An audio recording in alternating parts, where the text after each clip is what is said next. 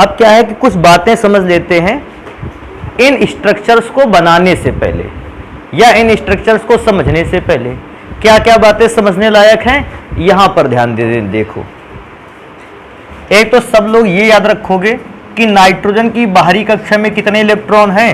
5। वैसे तो नाइट्रोजन में टोटल इलेक्ट्रॉनों की संख्या होती है 7 और इलेक्ट्रॉनिक विन्यास होता है 2,5।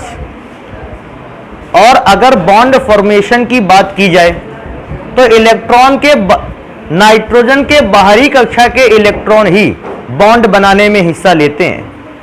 इस तरह से नाइट्रोजन के 5 ऐसे इलेक्ट्रॉन होंगे जो बॉन्ड फॉर्मेशन में पार्ट ले सकते हैं। तो मैं देखो यहां लिखे भी देता हूं कि ये जो 5 इलेक्ट्रॉन हैं ये बॉन्ड फॉर्मेशन में पार्ट लेने वाले हैं। बाकी अंदर रखे हुए 2 इलेक्ट्रॉन कभी भी बॉन्ड बनाते नहीं। इसलिए नाइट्रोजन में याद रखने वाली बात है भैया 5 इलेक्ट्रॉन ऐसे हैं उसके पास जो बॉन्ड बना सकते हैं। यही चीज ऑक्सीजन में देखनी है। ऑक्सीजन का परमाणु क्रमांक 8, इलेक्ट्रॉनिक विन्यास होता है 2,6। इससे यह स्पष्ट होता है ऑक्सीजन के पास इलेक्ट्रॉनों की संख्या तो 8 होती है, लेकिन अगर बॉन्ड फॉर्मेशन की बात आती है तो ऑक्सीजन एटम के पास मात्र 6 इलेक्ट्रॉन ऐसे हैं जो बॉन्ड के फॉर्मेशन पर हिस्सा लेते हैं। तो भैया मैंने यहां पर लिख लिया। पहली बात स्पष्ट है यहां से, नाइट्रोजन के 7 में से 5 इलेक्ट्रॉन बॉन्ड बनाते हैं, ऑक्सीजन के 8 में से 6 इलेक्ट्रॉन बॉन्ड बनाते हैं। ना तो ये 2 इलेक्ट्रॉन बॉन्ड बनाने वाले हैं नाइट्रोजन की तरफ से, ना ये 2 इलेक्ट्रॉन बॉन्ड बनाने वाले हैं ऑक्सीजन की तरफ से। अच्छा, अब थोड़ा सा और ध्यान देने वाली बात है, अगर 2 परमाणुओं के बीच सिंगल बॉन्ड है तो सिंगल बॉन्ड का अर्थ यह है कि एक परमाणु ए ने इलेक्ट्रॉन को मिलाया, एक इलेक्ट्रॉन परमाणु बी ने अपना मिलाया। जब दोनों ने एक एक इलेक्ट्रॉन मिला दिए तो उनके बीच में बनकर तैयार हुआ कौन सा बॉन्ड? सिंगल। अब डबल बॉन्ड की पहचान देखो कैसे होगी। हमारे पास पहला एटम ए है, दूसरा एटम बी है। ए ने अपने 2 इलेक्ट्रॉनों को और बी ने अपने 2 इलेक्ट्रॉनों को एक दूसरे के साथ मिलाया, साझा किया, और साझा करने से ए और बी के बीच बना डबल बॉन्ड। क्योंकि इन सभी एटम्स के बीच कहीं पर भी ट्रिपल बॉन्ड का यूज नहीं आया है, भैया ट्रिपल बॉन्ड वाली बात भी यहीं से छोड़ते हैं। अब लास्ट में एक और बात याद रखनी है, कभी कभी क्या होता है कि ए के पास तो इलेक्ट्रॉन अतिरिक्त होते हैं लेकिन बी के पास इलेक्ट्रॉनों की होती है कमी। तो भैया होता क्या है उस दौरान? देखो, ए के पास अतिरिक्त इलेक्ट्रॉन का मतलब क्या है कि ए की बाहरी कक्षा में तो 8 इलेक्ट्रॉन की पूर्ति हो चुकी है, लेकिन अभी भी बी के 8 इलेक्ट्रॉनों की पूर्ति नहीं हुई है, और ए के पास अभी भी कुछ ऐसे इलेक्ट्रॉन रखे हुए हैं कि वो ए अगर चाहे तो बी को अपने इलेक्ट्रॉन दे सकता है। तो अगर ए और बी के बीच इलेक्ट्रॉनों का साझा हो और साझे के इलेक्ट्रॉन केवल ए दे बी को, केवल ए अपने इलेक्ट्रॉन साझे के लिए बी को दे दे, तो जब ए अपने इलेक्ट्रॉन साझे के लिए देता है बी को, इस दौरान बनता है डेटिव बॉन्ड, और इसे रिप्रेजेंट करते हैं तीर के निशान से। इस पूरी इंफॉर्मेशन को एक बार दोबारा से पढ़ लेते हैं, शायद इससे कुछ चीजें निकल आएंगी। तो क्या है कि ये स्ट्रक्चर फिर समझने बिल्कुल आसान हो जाते हैं। देखने में तो बहुत सारे डॉट दिखाई देते हैं और ये सारा का सारा मटेरियल ऐसे लगने लगता है अब ये परेशान करके जाएगा, लेकिन थोड़ी सी बातें यहां दोबारा से देख लेते हैं और शायद अच्छी बातें समझ में आ जाए। नाइट्रोजन में टोटल इलेक्ट्रॉन होते हैं 7, इलेक्ट्रॉनिक विन्यास 2,5। तो आप याद ये रखोगे इसमें से कि इलेक्ट्रॉन जो 5 इलेक्ट्रॉन ही नाइट्रोजन के लिए बॉन्ड बनाने में हिस्सा लेते हैं। ऐसा नियम भी है कि आउटर मोस्ट सेल के इलेक्ट्रॉन ही बॉन्ड बना सकते हैं। तो 5 इलेक्ट्रॉन है जो बॉन्ड बनाने में हिस्सा लेंगे, अर्थात नाइट्रोजन मैक्सिमम कितने बॉन्ड बना सकता है? 5 इलेक्ट्रॉन के थ्रू बॉन्ड बना सकता है। ऑक्सीजन का परमाणु क्रमांक तो 8, इलेक्ट्रॉनों की संख्या तो 8 है, लेकिन इलेक्ट्रॉनिक विन्यास होता है 2,6, क्योंकि बाहरी कक्षा में 6 इलेक्ट्रॉन है। 6 इलेक्ट्रॉन ही बॉन्ड फॉर्मेशन में हिस्सा ले सकते हैं, 6 से ज्यादा इलेक्ट्रॉन बॉन्ड फॉर्मेशन में हिस्सा नहीं ले सकते। हो सकता है बॉन्ड फॉर्मेशन में 2 इलेक्ट्रॉन हिस्सा लें, हो सकता है बॉन्ड फॉर्मेशन में केवल 1 इलेक्ट्रॉन हिस्सा ले, लेकिन ज्यादा से ज्यादा अगर इलेक्ट्रॉन हिस्सा ले सकते हैं तो कितने? 6। इससे ज्यादा इलेक्ट्रॉन बॉन्ड फॉर्मेशन में हिस्सा नहीं लेते हैं। अच्छा, अब क्या होता है कि जब कभी भी मैंने बताया ए के पास एक इलेक्ट्रॉन है, बी के पास एक इलेक्ट्रॉन है, अगर दोनों ही अपने साथ सह संयोजक बंध बनाना चाहते हैं तो अगर एक इसका इलेक्ट्रॉन और एक बी का इलेक्ट्रॉन आपस में साझा करता है, कौन सा बॉन्ड बनता है? सिंगल। हमने माना हमारे पास फिर से दो एटम है, ए और बी, इसके पास भी दो इलेक्ट्रॉन है, इसके पास भी दो इलेक्ट्रॉन है, और दोनों साझा करना चाहते हैं। तो अगर ए अपने दोनों इलेक्ट्रॉन का साझा बी के दो इलेक्ट्रॉन से करेगा तो फिर बेटा इस जगह पर कौन सा बॉन्ड डेवलप होता है? Double bond. आखिरी बात क्या है? डेटिव बॉन्ड वाली। सुनो, डेटिव बॉन्ड वाली बात क्या समझते हैं, थोड़ा सा ध्यान देना इस जगह पर। डेटिव बॉन्ड में से हमारे पास एक एटम ए है और एक एटम क्या है? बी। बी पर इलेक्ट्रॉनों की संख्या है कम, जैसे मैंने मान ली कि बी के पास इलेक्ट्रॉनों की संख्या है 6 और किसी कारणवश ए के पास इलेक्ट्रॉनों की संख्या है 8। अब एक चीज सोचने वाली बात है, ए से हम पूछेंगे तुम्हारा साझा, तो कहेगा हमारे 8 इलेक्ट्रॉन हैं, हम साझे पर विश्वास नहीं करते क्योंकि साझा करने के भी तो इलेक्ट्रॉन 8 बनाने होते हैं। इसके पहले से 8 है तो क्या ये साझा करेगा? नहीं। लेकिन क्या बी के पास 8 हैं? तो फिर ए करता क्या है? कहता है कि हमारे पास तो 8 इलेक्ट्रॉन है ही, लेकिन अब हम तुम्हारा भी काम करवाएंगे, 8 इलेक्ट्रॉन तुम्हारे पास भी बनवाएंगे। और इस दौरान ए जो है अपने 2 इलेक्ट्रॉन को निकाल के किसको दे देता है? बी को। जानते हो उस दौरान ए और बी के बीच कौन सा बॉन्ड बनता है? Dative bond. और डेटिव बॉन्ड का तीर भी किधर से किधर की ओर रहता है? ए से। जिसने, अच्छा ये क्या किया होगा, इसने अपने इलेक्ट्रॉन निकाल के इसको दिए होंगे। सोचो, इसके पास पहले 8 तो थे ही, अगर ये अपने इलेक्ट्रॉन निकाल के इसको दे देगा तो 6 तो इसके पास थे, ये 2 इलेक्ट्रॉन इसको जैसे मिले, बी के भी कितने हो गए? 8। और यही तो बनाना था हमें। तो इस कंडीशन पर बनता है डेटिव बॉन्ड। तरीका भी क्या है, क्योंकि ए ने इलेक्ट्रॉन बी को दिए हैं अष्टक कंप्लीट करने के लिए, डेटिव बॉन्ड में से तीर का निशान ए से किसकी ओर लगेगा? बी की ओर लगेगा। भैया इतनी बातों को समझ के ही हम लोग अपने स्ट्रक्चर पर चलेंगे। पहले ही स्ट्रक्चर पर पढ़ते हैं, नाइट्रोजन के ऑक्साइड का स्ट्रक्चर पढ़ना है तो हम सबसे पहले नाइट्रस ऑक्साइड का स्ट्रक्चर पढ़ते हैं। ध्यान से देखना इस बात को। अच्छा, नाइट्रोजन, इस नाइट्रोजन एटम पर चलते हैं, ध्यान रखना इसको। वैसे बेटा बताओ, नाइट्रोजन की बाहरी कक्षा में कितने इलेक्ट्रॉन जो बॉन्ड बना सकते हैं? 5 में से 3 ने तो देखो बॉन्ड बना लिया है, नहीं बना लिया है, और बाकी के 2 इलेक्ट्रॉन कहां है जान पा रहे हो? ये साइड में देखो रखे हैं, हो गए इसके पूरे इलेक्ट्रॉन। अच्छा, इस नाइट्रोजन में बेटा टोटल इलेक्ट्रॉन कितने होते हैं? 5। 5 में से इसके भी तो 3 ने बॉन्ड बनाया है। सोचो, जो 2 इलेक्ट्रॉन थे वो इस कैटेगरी पे आए हैं और इसने अपने 2 इलेक्ट्रॉन देकर ऑक्सीजन के अष्टक को क्या किया है? कंप्लीट। नहीं समझ पा रहे हो ये बात? अच्छा, नाइट्रोजन ने जैसे अपने 2 इलेक्ट्रॉन ऑक्सीजन को दिए तो ये डेटिव बॉन्ड बन गया तीर के निशान के साथ। लेकिन सोचो, ऑक्सीजन के कितने इलेक्ट्रॉनों ने बॉन्ड बनाने में हिस्सा नहीं लिया? तो भैया ऑक्सीजन का तो एक भी इलेक्ट्रॉन बॉन्ड बनाने में हिस्सा नहीं लिया उसने। तो क्योंकि एक भी इलेक्ट्रॉन बॉन्ड बनाने में हिस्सा नहीं लिया तो ऑक्सीजन की बाहरी कक्षा में कितने इलेक्ट्रॉन होते हैं? 6 के 6 इलेक्ट्रॉन यहां रख दिए गए। लेकिन होता क्या है, अब देखो चेंज हुई कंडीशन। अब कुछ देर बाद नाइट्रोजन ने अपने इस बॉन्ड को ट्रांसफर कर दिया कहां पर? ऑक्सीजन की तरफ। अभी एक बात और समझने लायक है, जो डेटिव बॉन्ड होता है यह सिंगल बॉन्ड की ही तरह व्यवहार करता है। पूछेगा क्यों सिंगल बॉन्ड की तरह व्यवहार करता है, उसका भी रीजन सुन लो भैया। अच्छा बताओ, सिंगल बॉन्ड कितने इलेक्ट्रॉनों से बना था और डेटिव बॉन्ड भी कितने इलेक्ट्रॉनों से बनाया जा रहा है? तो क्या डेटिव बॉन्ड सिंगल बॉन्ड की तरह व्यवहार नहीं करेगा? अरे बिल्कुल करेगा भाई, 2 इलेक्ट्रॉनों से ये भी बना है, 2 इलेक्ट्रॉनों से सिंगल बॉन्ड भी बनता है। तो डेटिव बॉन्ड सिंगल बॉन्ड की तरह ही व्यवहार करता है। और मॉडर्न केमिस्ट्री में, आधुनिक रसायन में से अब ऐसा मान लिया गया है कि डेटिव बॉन्ड को ही कौन सा बॉन्ड बना दिया गया है? Single bond. हमने क्यों बनाया? ताकि तुम डेटिव बॉन्ड को अलग से पहचान सको।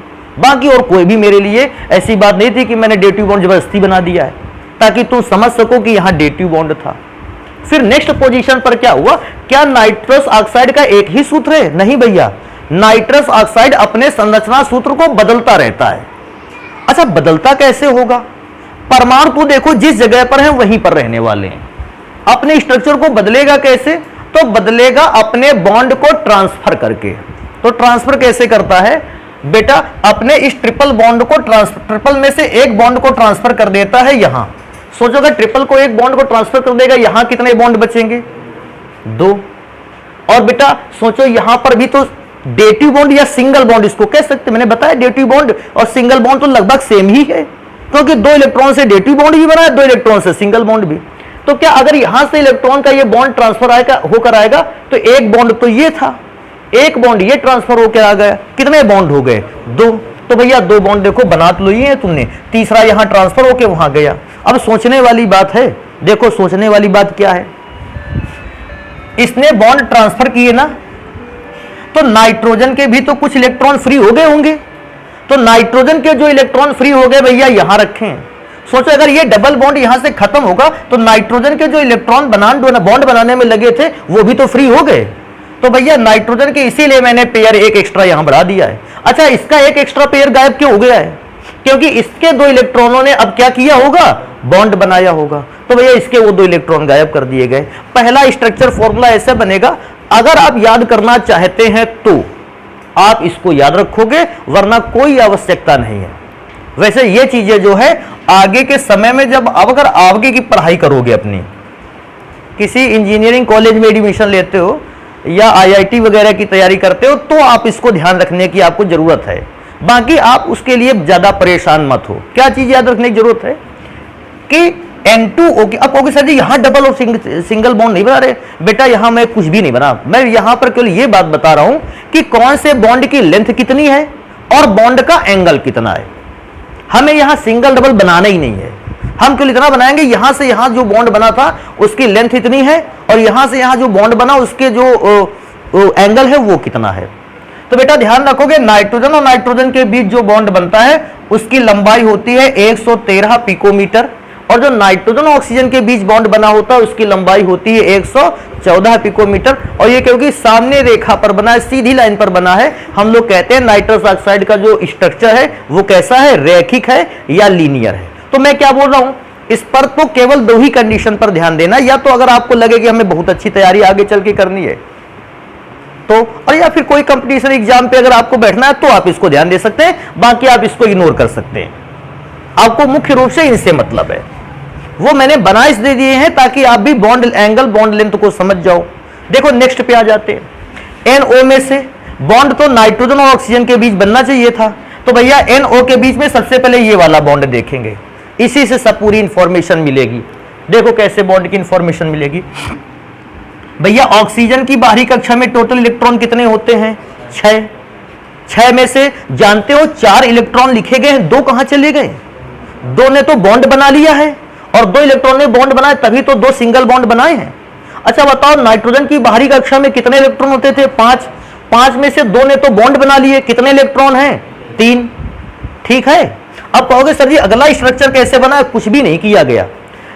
जिस एटम पर विषम इलेक्ट्रॉन होता है, विषम इलेक्ट्रॉन जानते हो ना, जिस एटम पर इलेक्ट्रॉन 1, 3 या 5 ऐसे होते हैं, ऐसे एटम अपने आप में टिकाऊ नहीं होते, स्टेबल नहीं होते, स्थायी नहीं होते, तो वो अपने आप को स्थायी करना चाहते हैं और स्थायी करने के लिए अपने बॉन्ड में थोड़ा सा बदलाव लाते हैं।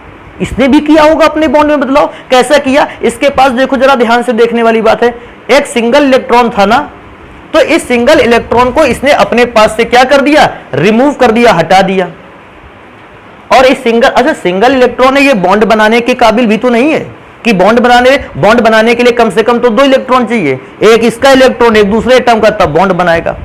तो ये अपने सिंगल इलेक्ट्रॉन को क्या कर देता है? त्याग देता है, और त्याग कर बना लेता है बॉन्ड। कहेगा सर जी त्याग देता है तो क्या करना चाहिए? अरे भैया त्याग देता है तो इलेक्ट्रॉन के त्यागने का स्ट्रक्चर भी तो रखना चाहिए। तो इलेक्ट्रॉन के त्यागने को कौन से आवेश से दिखाते हैं?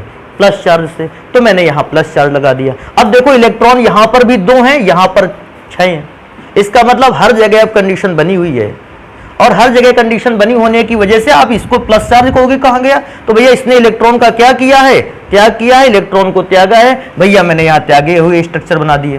थोड़ा सा याद रखने वाली बात है, अगर ध्यान रखना चाहो, नाइट्रोजन और ऑक्सीजन के बीच का बॉन्ड होता है 115 पिकोमीटर। बॉन्ड का एंगल बिल्कुल भी नहीं बताना है, क्योंकि 2 एटम के बीच में बॉन्ड का एंगल नहीं बताया जाता है, और स्ट्रक्चर कैसा होगा? रैखिक। कोई पूछेगा यहां पर बॉन्ड का एंगल कितना था? भैया क्योंकि यहां पर तो 2 बॉन्ड बने थे, एक इधर एक इधर, और दोनों के बीच का एंगल पूछ लेगा तो भैया एंगल 180 डिग्री होता है, अगर पूछ लेगा। नेक्स्ट नंबर पे आते हैं N2O3। जल्दी से ध्यान देना, अब थोड़ा सा स्पीड में रहेंगे और चीजों को जल्दी जल्दी समझने की कोशिश करेंगे। ऑक्सीजन की बाहरी कक्षा में इलेक्ट्रॉन होते हैं 6 में से 4 इलेक्ट्रॉन लिखे हैं, 2 इलेक्ट्रॉनों ने एक डबल बॉन्ड बना लिया। यहां चलते हैं, नाइट्रोजन में इलेक्ट्रॉन कितने होते हैं? 5 में से 2 इलेक्ट्रॉन यहां खर्च, तीसरा यहां खर्च। और जानते हो नाइट्रोजन के बाकी के 2 इलेक्ट्रॉन कहां गए? डेटिव बॉन्ड बनाने में।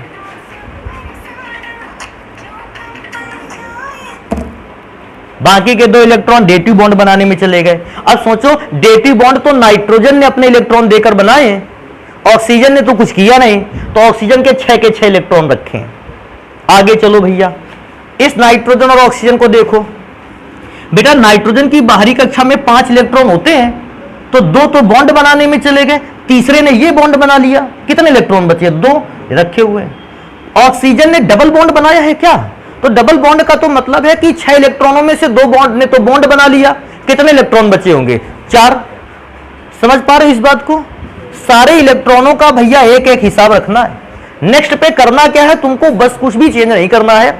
ये जो डेटिव बॉन्ड नीचे बन रहा था, इस डेटिव बॉन्ड और डबल बॉन्ड की पोजीशन क्या कर देनी है? चेंज। देखो डेटिव बॉन्ड नीचे था, डबल बॉन्ड ऊपर था, और इसको हमने चेंज करके डेटिव बॉन्ड ऊपर पहुंचा दिया, डबल बॉन्ड कहां कर दिया? नीचे। अच्छा सोचो, अगर डेटिव बॉन्ड चेंज होगा तो इलेक्ट्रॉन जो 6 थे वो कहां चले जाएंगे? ऊपर। और जो इलेक्ट्रॉन 4 थे वो कहां आ जाएंगे? भैया स्ट्रक्चर पे बाकी कोई चेंज मत करना। अगर ये स्ट्रक्चर समझ रहे हो तो बस इतना कर देना है, डेटिव को ऊपर और इसको नीचे। अब कहोगे सर जी दूसरा क्यों बनाया? कभी कभी स्ट्रक्चर क्या होता है, कभी कभी किसी पदार्थ के सभी गुणों का वर्णन, जैसे हम लोग N2O3 के गुणों को पढ़ने चलें और हम उसके गुणों को केवल इस स्ट्रक्चर से पढ़ें, हो सकता है हम इस स्ट्रक्चर से यौगिक के पूरे गुणों को ना समझ पाए। तो हम देखते हैं क्या इस दुनिया में इस यौगिक का कोई दूसरा स्ट्रक्चर है, और हमें देखने को मिलता है दूसरा स्ट्रक्चर। इस तरह से हम 50% गुण तो इस स्ट्रक्चर से पढ़ लेते हैं और 50% गुण इस स्ट्रक्चर से पढ़ लेते हैं, और यही रीजन है कि हमने दोनों स्ट्रक्चर बनाए हैं। तो इन दोनों स्ट्रक्चर में डिफरेंस जान के क्या करना है? केवल डेटिव बॉन्ड को डबल बॉन्ड की जगह पर ट्रांसफर कर देना है और डबल बॉन्ड को किसकी जगह ट्रांसफर कर देना है? डेटिव। भैया नेक्स्ट पे, अच्छा इस पे भी आगे चलते हैं। देखो मैं क्या कहता हूं, इसको फिर वही कंडीशन है, ये मन हो तैयार रखो, मन हो मत तैयार रखो। ऑक्सीजन और नाइट्रोजन के बीच में जो बॉन्ड बनता है वो 121 पिकोमीटर, मैं लिख भी देता हूं पीएम। नाइट्रोजन के बीच बना 186 पिकोमीटर, नाइट्रोजन और ऑक्सीजन के बीच बना हुआ बॉन्ड 114 पिकोमीटर। ऑक्सीजन के दोनों बॉन्ड्स के बीच बना हुआ एंगल 130 डिग्री, नाइट्रोजन और ऑक्सीजन के इस बॉन्ड के बीच बना हुआ एंगल 117 डिग्री, और नाइट्रोजन और ऑक्सीजन के बीच बना ये एंगल जो है वो 105 डिग्री का है। कोई पूछेगा रेखा इसका स्ट्रक्चर कैसा है? समतली। समतली का मतलब जानते हो? सारे के सारे बॉन्ड बोर्ड पर बने होंगे, ना कोई बॉन्ड बोर्ड से आगे की ओर और ना ही कोई बॉन्ड बोर्ड से पीछे की ओर, सारे के सारे स्ट्रक्चर एक ही बोर्ड में चिपके हुए होंगे। आ जाते हैं नेक्स्ट स्ट्रक्चर पर। भैया ये तो खतरनाक स्ट्रक्चर है, देखो। अच्छा बेटा इसमें सबसे पहले यहां से स्टार्ट करते हैं। ऑक्सीजन की बाहरी कक्षा में इलेक्ट्रॉन 6, आपने 4 लिखे हैं, तो 2 इलेक्ट्रॉन कहां गए होंगे? बॉन्ड बनाने में, और 2 इलेक्ट्रॉन बॉन्ड बनाएंगे तो कौन सा बॉन्ड बन जाएगा? Double bond. अच्छा डबल बॉन्ड बन गया, ध्यान रखना। अब नाइट्रोजन से बात कर लेते हैं। नाइट्रोजन में तो 5 इलेक्ट्रॉन होते हैं, 2 ने तो बॉन्ड बनाया डबल वाला, तीसरा ये हो गया, बाकी के 2 इलेक्ट्रॉन कहां गए? डेटिव बॉन्ड बनाने। अच्छा सर डेटिव बॉन्ड में अगर नाइट्रोजन ने दिए इलेक्ट्रॉन तो ऑक्सीजन ने तो दिए नहीं होंगे। भैया ऑक्सीजन के 6 के 6 इलेक्ट्रॉन यहां रखें। अच्छा सेकंड स्ट्रक्चर बनाते समय क्या कर देना है? भैया डेटिव बॉन्ड को डबल बॉन्ड से चेंज कर देना है। जहां डेटिव बॉन्ड है वहां पर कर दीजिए डबल बॉन्ड, और जहां डबल बॉन्ड है वहां से कौन बॉन्ड कर दिए? डेटिव। अब सोचने वाली बात है, अगर आप बॉन्ड की पोजीशन चेंज करोगे तो number of lone pair electron भी तो चेंज हो जाएगा। यहां 6 इलेक्ट्रॉन थे तो वो देखो खिसक के इधर आ गए, डेटिव बॉन्ड वाले डेटिव बॉन्ड की तरफ आ गए, और डबल बॉन्ड वाले उछलकर डबल बॉन्ड की तरफ चले गए। ध्यान रखने वाली बात है, नाइट्रोजन की बॉन्ड लेंथ ऑक्सीजन के थ्रू होती है 120 पिकोमीटर, और बॉन्ड का एंगल पूछता है तो नाइट्रोजन से जो ऑक्सीजन के लिए दो बॉन्ड बन रहे थे, इनका बीच का बॉन्ड एंगल है 134 डिग्री। आगे आज अच्छा कोई पूछता है इस आकृति को क्या कहते हैं? कोणीय। सीधा बना होता रेखीय, तिरछा बना हुआ है कोणीय। और अच्छा कई बार मुड़ा हो तो फिर हम ढूंढते हैं क्या ये सारे के सारे बॉन्ड समतल पर हैं, तो इसलिए उसका नाम समतली।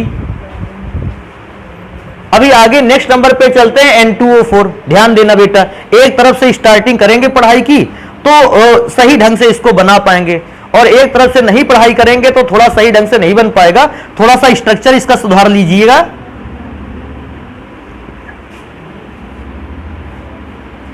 हाँ ठीक है, बाकी देखो कैसे, यहां से स्टार्ट करते हैं। ऑक्सीजन के 6 इलेक्ट्रॉन में से 4 रखे हैं, 2 ने डबल बॉन्ड बना लिया। नाइट्रोजन के 5 इलेक्ट्रॉन थे, 5 में से 2 इलेक्ट्रॉन ने ये बॉन्ड बनाया, तीसरे ने ये बनाया, बाकी के बचे 2 इलेक्ट्रॉन ने डेटिव बॉन्ड बनाया। क्योंकि नाइट्रोजन ने डेटिव बॉन्ड की शुरुआत की, ऑक्सीजन के पूरे इलेक्ट्रॉन रखे के रखे रह गए, 6 इलेक्ट्रॉन देखो रखे। बेटा आगे आ जाओ, क्या नाइट्रोजन ने अपने सारे इलेक्ट्रॉन खर्च कर लिए? बिल्कुल। देखो 1 इलेक्ट्रॉन तो ये बॉन्ड बनाने में, 2 इलेक्ट्रॉन ये बॉन्ड बनाने में, तो 3 इलेक्ट्रॉन तो यहां खर्च हुए, बाकी के 2 खर्च हुए किसको बनाने में? डेटिव। अब तो डेटिव बॉन्ड बनाने में ऑक्सीजन का तो खर्चा होता नहीं, पूरे के पूरे बाहरी कक्षा में जो 6 इलेक्ट्रॉन थे, भैया ऑक्सीजन की बाहरी कक्षा में 6 इलेक्ट्रॉन रखे हैं, क्योंकि ऑक्सीजन ने डबल बॉन्ड बनाया है। 6 में से 2 बॉन्ड ऑक्सीजन ने बनाए हैं अपने इलेक्ट्रॉनों से, तो 4 इलेक्ट्रॉन रखे हैं, 2 ने बॉन्ड बना लिए। तुमको सेकंड स्ट्रक्चर बनाते समय चेंज क्या करना है? बस डेटिव बॉन्ड की जगह पर डबल बॉन्ड, और डबल बॉन्ड की जगह पर कौन सा बॉन्ड? डेटिव। तो डेटिव बॉन्ड को देखो मैंने कहां कर दिया है? नीचे, और डबल बॉन्ड को कहां पहुंचा दिया है? ऊपर। और ऐसी सिचुएशन पर बेटा तुमने एक और बात ध्यान दी कि जहां पर बॉन्ड ट्रांसफर होगा वहीं इलेक्ट्रॉन भी चले जाएंगे। अरे कहां जा रहे हैं सब? पानी हो रहा है तो 1-2 लोग जाओ, अपना रख देना जाके। अब पूरा गांव जाओगे क्या? तुम लोगों ने तो बिल्कुल ऐसा बना लिया जैसे पूरा गांव का छपरा ही उठवावे को होए। हाँ चलो सब लोग, चलो सब लोग।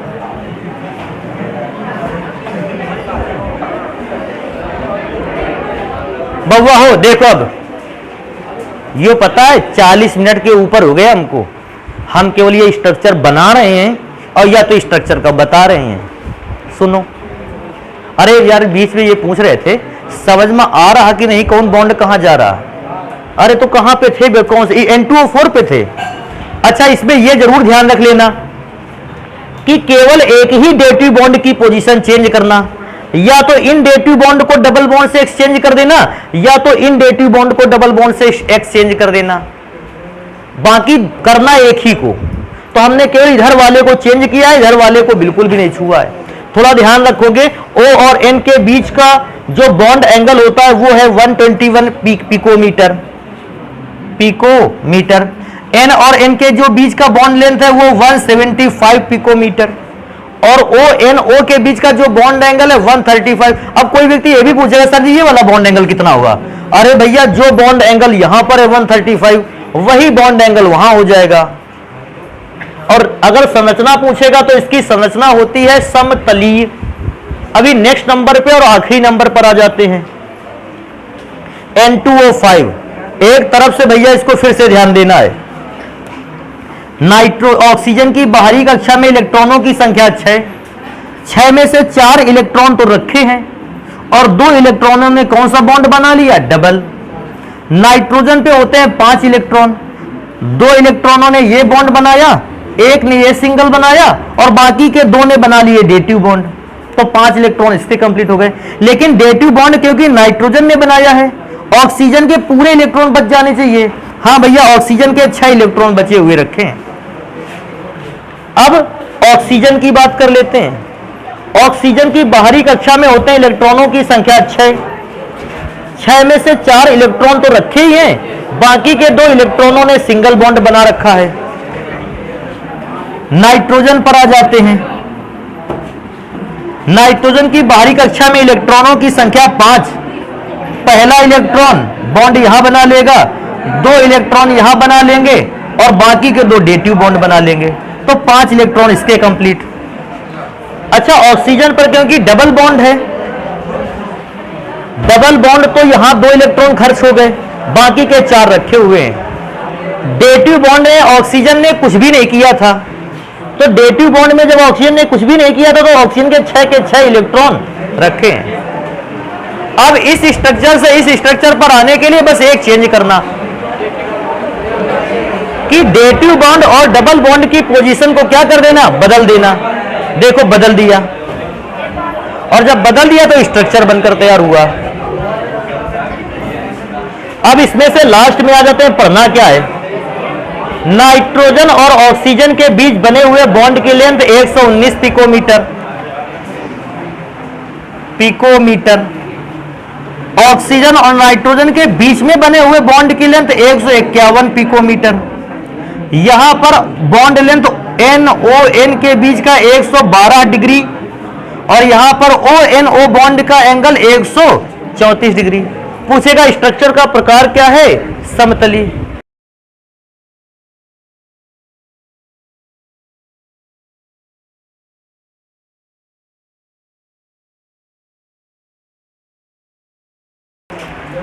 अगले नंबर पर भैया आज पढ़ेंगे नाइट्रिक एसिड को।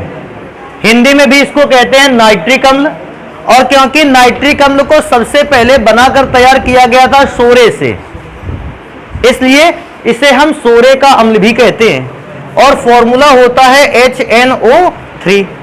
और HNO3 में से अगर सबसे पहले कोई व्यक्ति कहे कि प्रयोगशाला में आप नाइट्रिक अम्ल को कैसे बनाएंगे, तो ध्यान रखो, देखो प्रयोगशाला में कभी भी नाइट्रिक अम्ल बनाने की बात कर दे तो आपके पास 2 पदार्थ होने चाहिए, या तो NaNO3 होना चाहिए या आपके पास एक और पदार्थ होना चाहिए KNO3। आप इन दोनों पदार्थों पर जैसे ही कंसंट्रेटेड H2SO4 की अभिक्रिया करवाओगे, अर्थात आप NaNO3 या KNO3 पर जैसे ही सल्फ्यूरिक अम्ल की अभिक्रिया करवाओगे, सल्फ्यूरिक अम्ल की अभिक्रिया से पक्का है कि नाइट्रिक एसिड बनकर तैयार आपको मिलेगा। थोड़े से नाम याद रखना, इनका बेटा नाम है सोडियम नाइट्रेट, या इसका एक और नाम है, व्यापारिक नाम अगर ध्यान से देखा जाए, इसका नाम है चिली साल्ट पीटर। अच्छा, इसका नाम जानते हैं चिली साल्ट पीटर क्यों है? क्योंकि मिर्च में यही साल्ट पाया जाता है, सोडियम नाइट्रेट, और मिर्च का तीखापन इसी के कारण होता है, इसलिए इसका नाम भी है चिली साल्ट पीटर। और बेटा इसको कहते हैं सोरा। अच्छा, तो क्या हम लोग सोरे से बनाएंगे नाइट्रिक अम्ल? तभी इसको हम लोग इसको सोरे का अम्ल भी कहते हैं। अब बात आ जाती है कि अभिक्रिया करके दिखाई जाए, तो देखो पहली अभिक्रिया लिखते हैं। हम पहले NaNO3 पर कंसंट्रेटेड H2SO4 की अभिक्रिया करवाते हैं, तो NaNO3 ले लिया और अभिक्रिया होगी H2SO4 की, होने वाली तो H2SO4 की है, लेकिन अगर कोई व्यक्ति H2SO4 को ऐसा लिख ले तो ज्यादा बेटर है मेरे ख्याल से। अच्छा, ऐसा लिखने का फायदा जानते हो क्या होगा? कि NO3 अभिक्रिया कर लेगा इस H से। अगर NO3 इस H से अभिक्रिया कर लेता है तो बेटा पहला ही पदार्थ बनकर तैयार हो जाएगा HNO3। अच्छा, इसी को तो नाइट्रिक अम्ल कहते हैं। मेरे पास दूसरा पदार्थ क्या बना, NaHSO4। NaHSO4 बेटा इसका नाम है सोडियम, हाँ, बाइसल्फेट। तो ये अभिक्रिया भैया याद रखोगे, अगर प्रयोगशाला में तुमसे कह देगा।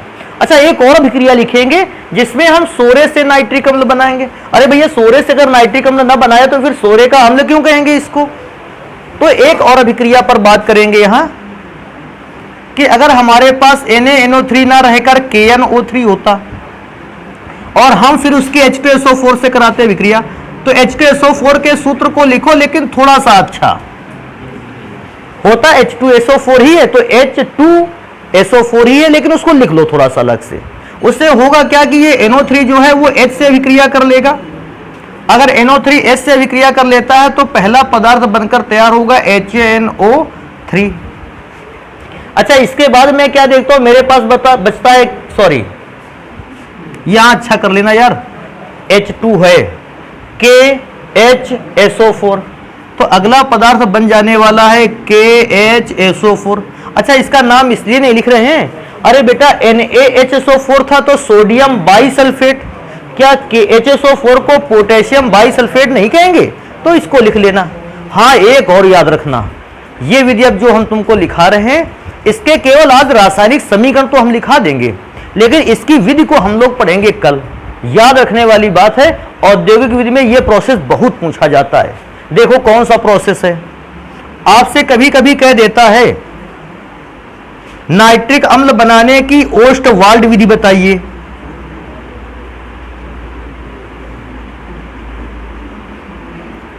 कभी कभी कह देता है ओस्टवाल्ड विधि को ही कहते हैं ओस्टवाल्ड प्रक्रम।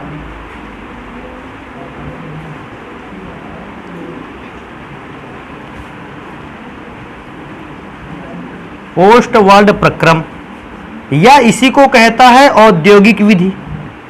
अगर आपसे कह देता है नाइट्रिक अम्ल को औद्योगिक विधि द्वारा बनाकर तैयार करिए, औद्योगिक विधि को ही एक और नाम से कहते हैं, कहता है व्यापक विधि। व्यापक का मतलब एक ऐसी विधि जिसमें पदार्थ पर्याप्त मात्रा में बनाया जा सके।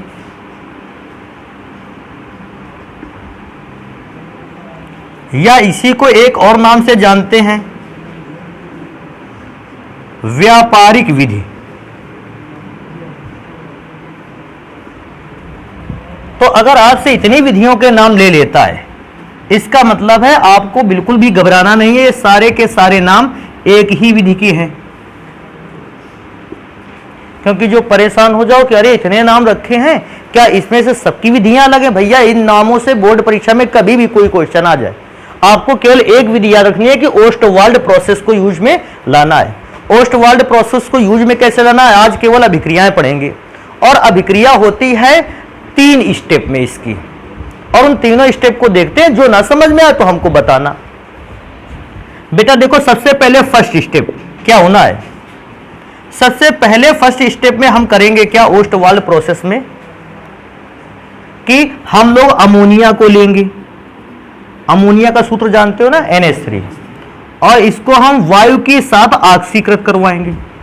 और बेटा जैसे ही अमोनिया को वायु के साथ ऑक्सीकृत करवाएंगे, 2 पदार्थ बनकर तैयार होंगे, एक तो नाइट्रिक ऑक्साइड और दूसरा जल। अब कहोगे सर जी इसको बैलेंस कर दे, अरे बिल्कुल बैलेंस कर दे। देखो अगर इसको बैलेंस कर तो यहां पर मल्टीप्लाई करवा दो 2 का, ये 6H2 हो जाएगा, क्योंकि हाइड्रोजन 3 दूना 6, बिल्कुल सही है। ऑक्सीजन को थोड़ा सा देख लेते हैं, 2NO कर लो। यहां ऑक्सीजन देखोगे तो 6 और 2 कितना हो गया, 6 वहां पर हो गया, 2 4 और 2, ठीक है मेरे ख्याल से। हाँ, बैलेंस हो रहा है। तो सबसे पहले अमोनिया की अभिक्रिया वायु से होगी, तो पदार्थ तो 2 बनकर तैयार होंगे, लेकिन ये पदार्थ बेटा हमारे किसी काम का नहीं। जल का हम कुछ भी नहीं करेंगे। हमने बनाया कौन सी गैस, नाइट्रिक ऑक्साइड। अब इस नाइट्रिक ऑक्साइड का सेकंड स्टेप पर यूज है। सेकंड स्टेप पे क्या करेंगे, जो नाइट्रिक ऑक्साइड बनकर तैयार हुई है 2NO, इसका बेटा करवाएंगे ऑक्सीकरण। और ऑक्सीकरण करवाने के लिए हमें चाहिए उत्प्रेरक, और क्योंकि उत्प्रेरक थोड़ा सा खतरनाक है, इसलिए थोड़े से नाम मैंने थोड़े से तीर का निशान बड़ा रख लिया है। इस उत्प्रेरक में से तो आप यूज कर सकते हो पहला प्लेटिनम या दूसरा रोडियम। इसको थोड़ा सा याद रखना, उत्प्रेरक में से 2 पदार्थ यूज में आ सकते हैं, या तो प्लेटिनम PT या तो रोडियम RH से लिखते हैं इसको। अच्छा, इसमें से थोड़ा और याद रखने वाली बात है, टेम्परेचर अगर कहेगा तो 500 केल्विन। अगर कोई पूछेगा दाब कितना रखा जाए, तो जगह कम है, नीचे लिख लें क्या, दाब रखना है 9 बार। तो इतना प्रेशर पर, जब इतने टेम्परेचर पर प्लेटिनम या फिर रोडियम नामक उत्प्रेरक की उपस्थिति में अभिक्रिया होगी तो बेटा ऑक्सीजन नाइट्रिक ऑक्साइड से अभिक्रिया कर लेगा। और जरा थोड़ा सा ध्यान देना, नाइट्रोजन 2 है, ऑक्सीजन टोटल कितने हो रहे हैं 4। तो क्या दोनों में 2 कॉमन है? अंदर देखोगे तो बनकर तैयार हो जाएगा NO2, नाइट्रोजन 2 है, ऑक्सीजन 4 है। अच्छा, इसको क्या बोलते हैं? नाइट्रोजन का डाई ऑक्साइड, इसको यही तो बोलते थे, तो मैं लिख सकता हूं इसको नाइट्रोजन का डाई ऑक्साइड है। अच्छा, ये 2 स्टेप हो गए, लास्ट स्टेप पे आ जाते हैं और थर्ड स्टेप भी देख लेते हैं कि आपके पास जो 2NO2 था, उस 2NO2 पर आपको बारिश करवा देनी है जल की। अच्छा, 2NO2 पर जल की बारिश करवाओगे, सबसे पहले देखते हैं अभिक्रिया में बनकर क्या तैयार होगा। तो यार अभिक्रिया में तो कल हम लोगों ने बनाकर तैयार किया था, देखो इससे बनकर क्या तैयार होगा। अगर H इससे अभिक्रिया कर लेगा तो सबसे पहले बनाकर तैयार करेगा HNO3, नाइट्रिक एसिड बनकर तैयार होगा। और बेटा मैं क्या सोचता हूं, मेरे पास और जो भी कुछ बचता है उसको लिख लिया जाए। तो क्या देखो ध्यान से, 2H है 2N है, तो क्या 2 का गुणा कर लिया जाए। अच्छा, नाइट्रोजन तो 2 थे, खर्च कर लिए हमने, हाइड्रोजन 2 थे, हमने वो भी खर्च कर लिए। ऑक्सीजन कितना था? 2 दूना 4 और 1 5, और हमने खर्च कितने कर लिए? 6। यही तो गड़बड़ किया। तो यहां पर एक काम कर लो, 3NO2 कर लो। उससे क्या होगा, देखो हम लोगों के पास ऑक्सीजन हो जाएंगे 3 दूना 6 और 1 7, जिसमें से 6 खर्च कर लिए हैं, बचने वाला पदार्थ है NO। फिर दोबारा से मैं रिपीट कर देता हूं इस अभिक्रिया को। 3NO2 की अभिक्रिया H2O से करवा दो, तो 3NO2 की अभिक्रिया जब H2O से होगी तो पहला पदार्थ तो नाइट्रिक एसिड बनेगा। अब हम ढूंढेंगे कि बचा क्या। तो देखो बेटा, बचने में तो 3N थे, तो 2 N आपने खर्च कर लिए, 1 N बच गया। ऑक्सीजन 3 दूना 6 और 1 कितना था? 7, 6 तुमने खर्च कर लिया, 1 ऑक्सीजन मैंने वहां लिख दिया। अब कहोगे सर जी ये जो नाइट्रिक ऑक्साइड नाइट्रिक एसिड बन गया, ये तो हमें चाहिए था, इसका क्या करें? तो बेटा इसका एक काम करो, इसको फिर से लेकर आओ और इसका फिर दोबारा से क्या करवा दो? ऑक्सीकरण। तो जो नाइट्रिक ऑक्साइड गैस वहां बची है वो दोबारा से ऑक्सीकृत होकर फिर से नाइट्रोजन के डाइऑक्साइड में चेंज हो जाएगी और फिर से उससे नाइट्रिक एसिड बना लिया जाएगा। तो ये 3 स्टेप आपको ध्यान रखने हैं। औद्योगिक विधि है क्योंकि सचित्र वर्णन करने के लिए आता है अपने कोर्स में, तो इसका सचित्र वर्णन हम लोग करेंगे कल।